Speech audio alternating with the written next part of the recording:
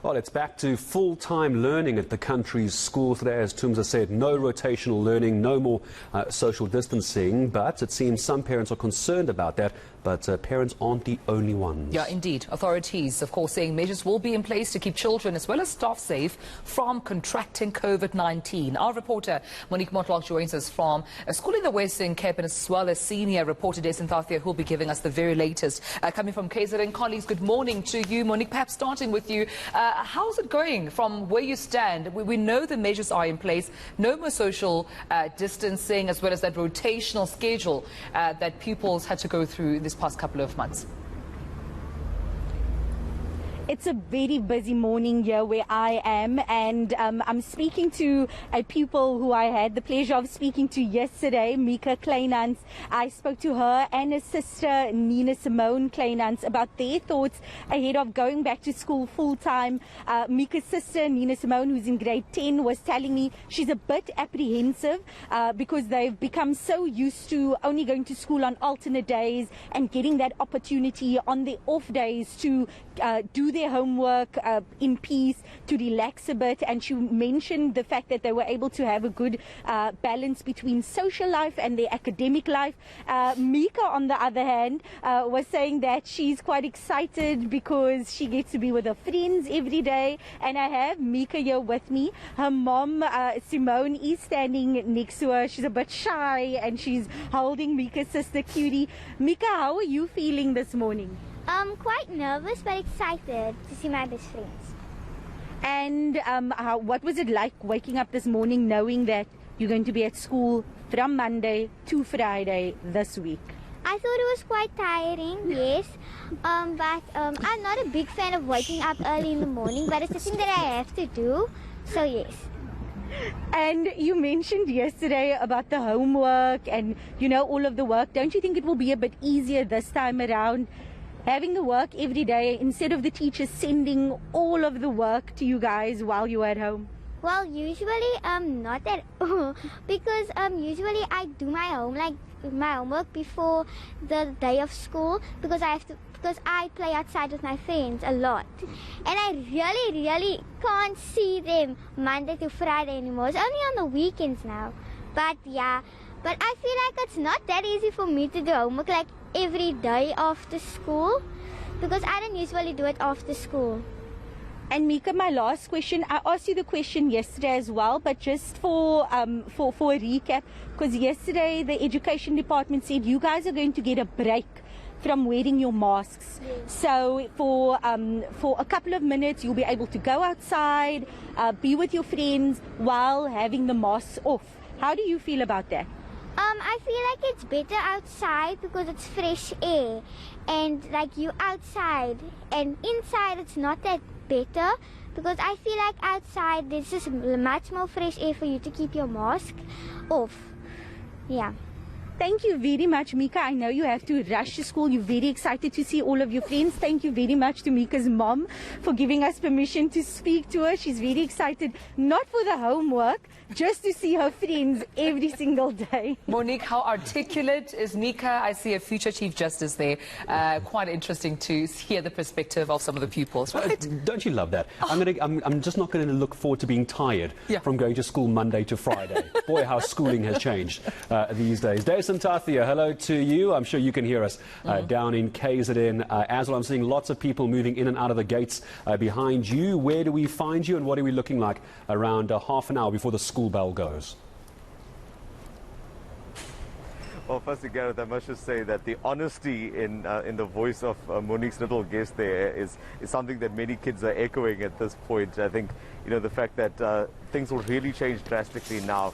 Those days in between are a thing of the past. And here at the eThekwini Primary School, which is in KwaMashu, children are also getting ready to start the new system that's going to be in place. It almost feels like it's the first day of school again. But you know, one thing that you can see is that the measures that have been in place during COVID-19, the COVID-19 pandemic, are still here. So now as the children are walking in, they are still getting sanitized. Those who don't have masks are getting those from some of the teachers here. But beyond the new system that's now kicking off, there's also an event that's taking place here to mark it.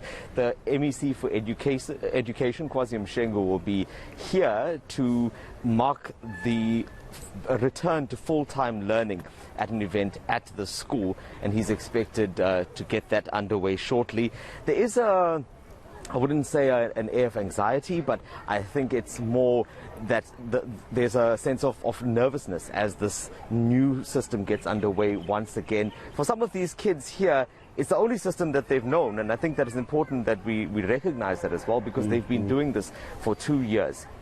So the MEC expected to make a few comments here and also talk about the readiness of the schools, not just here in KwaMashu, but across the province as well. Yeah, that's right, Dasen. I think you make such a good point to Tumza as well, that for grade 1s and grade 2s, I know you get grade 0 and grade R and triple R. I get confused which one's which. But for grade 1 and grade 2s, Dasen's 100% right. This is the only schooling they know.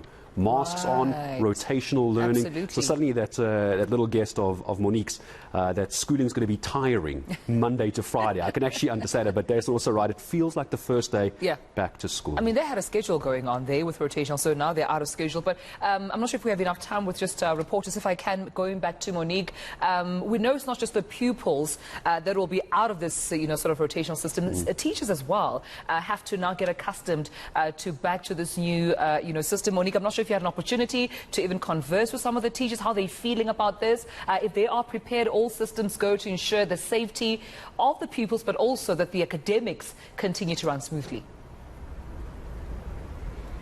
When I asked Western Cape Education MEC Debbie Schaefer yesterday about exactly what you mentioned now, Tumelo, I asked her what has been the general sense from principals, from teachers, especially in schools in low-income communities where overcrowding has always been an issue, where the rotational scheduling has actually worked in schools' favour, just in terms of ensuring there's social distancing between children and that there are fewer children for the teachers to be teaching and to focus their attention on. And the MEC told us that it's largely been a favourable response, that most schools have welcomed the move, most principals telling her that it's actually better this way, instead of having the rotational scheduling where teachers are having to repeat lessons and having to stay on top of ensuring that those who are at home are doing the work that they are supposed to be doing, that now they can just do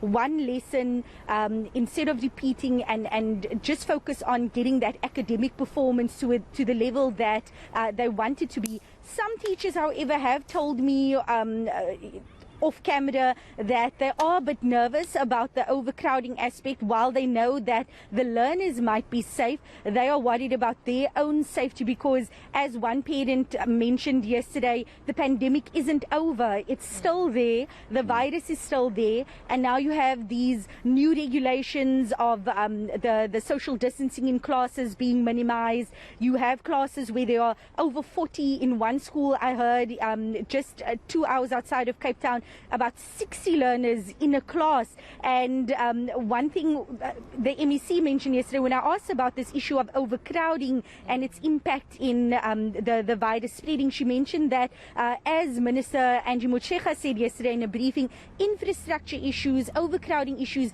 have always been a problem even before the pandemic, and that it will most likely continue being a problem, and it will be up to teachers just to ensure that there's constant ventilation in the classrooms, that children manage to get a break whenever they can, just to be out of the classroom and outdoors, to take off their masks and get some fresh air. And as the MEC said yesterday, we'll have to see how it goes and plan accordingly as the year goes on. Right. And just judging from the school that is just right behind Monique there, you can see it's container school. So I can imagine that good point you mentioned, Monique, about overcrowding in schools, because you can see even with the infrastructure, cannot accommodate. Yeah, and let's talk about the same question, Dasen, before we let both you and Monique go as well. I see pupils walking in behind you, some masks, some no masks. How are the teachers feeling where you are? Because it's a bit of a grey area right now as to what the rules are. Monique mentioning a moment ago that there might be a break for pupils to not wear masks, but there's going to be a bit of confusion, isn't there, on the first day? Last question to you. No, definitely, Gareth. And in fact, this past week, because you remember there was a bit of a grace period while we moved from the old system or the rotational system to this current one. And that was also a period for the teachers to allow the pupils to acclimatize, tell them about the new rules, to get them used to it. But I think what we must always remember is that we are dealing with, especially in a school like this one, we're dealing with children, we're dealing with people with little young kids that may not necessarily or may take time to adjust to changes like this.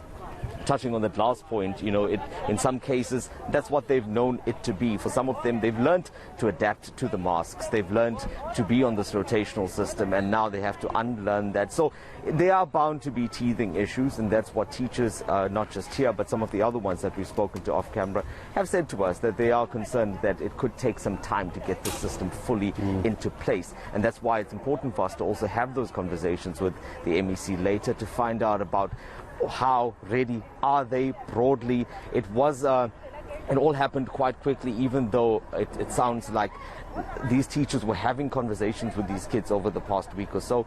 It, as I said, will take time. We also need to worry about issues of overcrowding. Here in KZN, it is just as big an issue. In fact, there are some schools in rural KZN where already pre-COVID there were grades that were being shared, or rather a classroom where you would find two different grades in the same classroom. So although it's all fine and well that we are now going back to normal, the normal wasn't necessarily great in the first place. No, it certainly wasn't. It's such a good point as well. Monique also echoing that as well. Monique Mortlock for us in Kales River, and Dasen Thathiah in KwaMashu. We're back to both of you again a little bit later. Full-time classes resuming, no social distancing and no rotational learning.